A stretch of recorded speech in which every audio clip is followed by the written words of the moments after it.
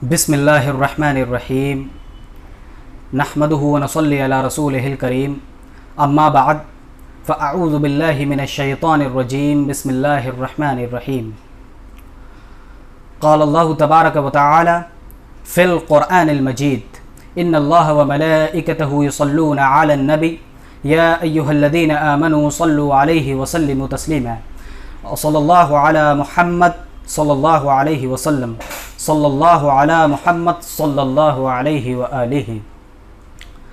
मोहतरम सामीन व नाज़रीन, आज हम बात करेंगे ईमान की पुख्तगी के बारे में। एक माबूद पर यकीन और उस पर कामिल एतमाद ये मज़हब इस्लाम की बुनियाद है। नजात और अल्लाह की रज़ामंदी इसके बग़ैर मुमकिन नहीं। अगर इसमें कोई ख़ामी है तो वो ख़ामी इबादतों को बेअसर कर सकती है।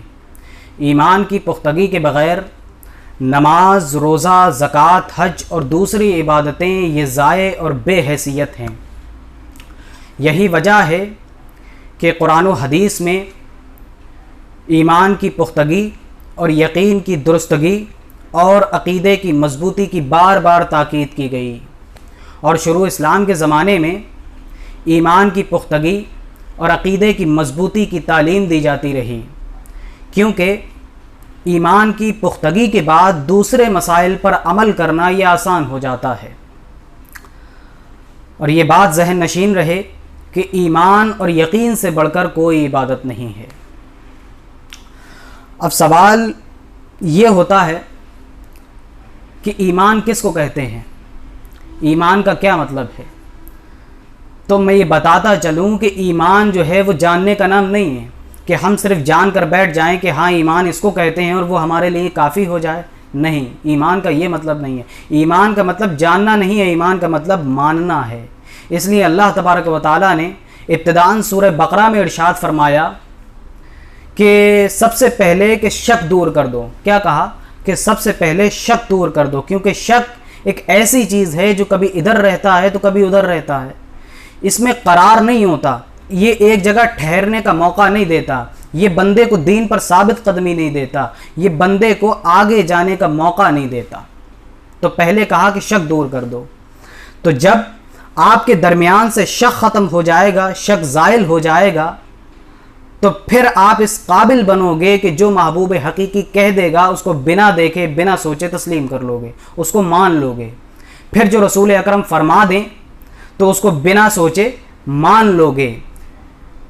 रसूल ने कहा कि मैं अल्लाह की तरफ से भेजा गया उसका रसूल हूँ, तो नहीं देखा है पर रसूल ने कहा है तो मान लोगे। रसूल ने कहा कि अल्लाह के कुछ अहकाम हैं, नहीं पता है, पर रसूल ने कहा है तो मान लोगे। रसूल ने कहा कि उसकी कुदरत है, उसके फरिश्ते हैं, एक दिन मर जाना है और कब्र में जी उठना है, मान लोगे। सवालो जवाब होंगे, मान लोगे। हश्र होगा, मान लोगे। क़यामत होगी, मान लोगे, उसको तस्लीम कर लोगे। और हर वो चीज़ जो ना अक्ल समझने के काबिल है, जिसको ना आँख ने देखा है ना तजर्बे ने देखा है, उसको मान लोगे। और बिन देखे जब मानने का हक यूं अदा करने लगे तो उसको यकीन कामिल कहते हैं। और जो कामिल यकीन वाला होता है उस पर आग भी गुलजार हो जाती है। क्या वाक़या है कि जब नमरूद ने हज़रत इब्राहीम अलैहिस्सलाम को आग में फेंकवा दिया, तब अल्लाह ने हज़रत इब्राहीम की तरफ एक फ़रिश्ते को भेजा। फ़रिश्ते कहता है कि आपको मेरी मदद की ज़रूरत है। तो हज़रत इब्राहीम कहते हैं कि अगर तुम अपने तौर पर मदद करने आए हो तो मुझे मदद की कोई ज़रूरत नहीं है, मुझे मदद की कोई हाजत नहीं है।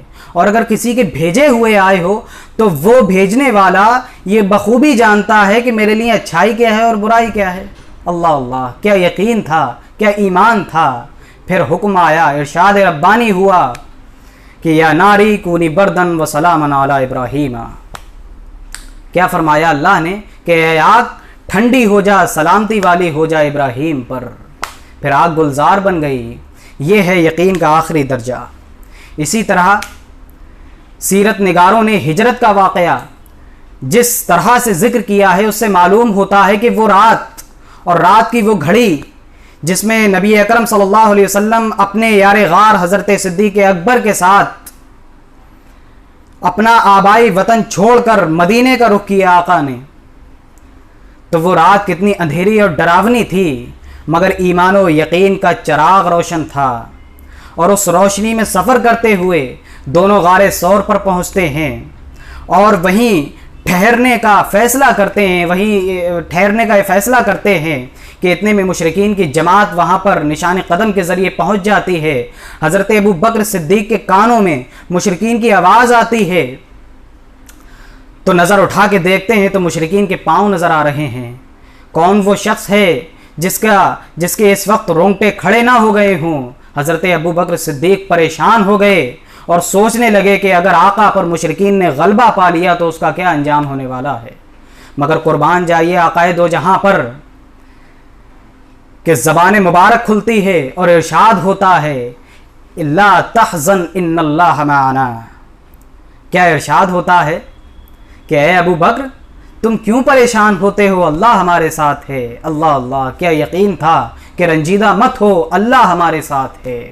मुसलमानों, हमें भी इसी यकीन की ज़रूरत है, हमें भी इसी ईमान की ज़रूरत है, हमें भी इसी अक़ीदे की ज़रूरत है। अल्लाह तबारक व तआला से दुआ है कि वो हमारे ईमान में पुख्तगी अता फ़रमाए, हमारे अक़ीदे में मजबूती अता फ़रमाए और हमें यकीन कामिल करने वाला बंदा बनाए। आमीन। अब मैं आपसे विदा लेता हूँ। इंशाअल्लाह फिर किसी नए टॉपिक के साथ आपसे मुलाकात होगी। हमारे चैनल पर बने रहें। वमा अलैना इल्लल बलाग। अस्सलामु अलैकुम व रहमतुल्लाहि व बरकातुहू।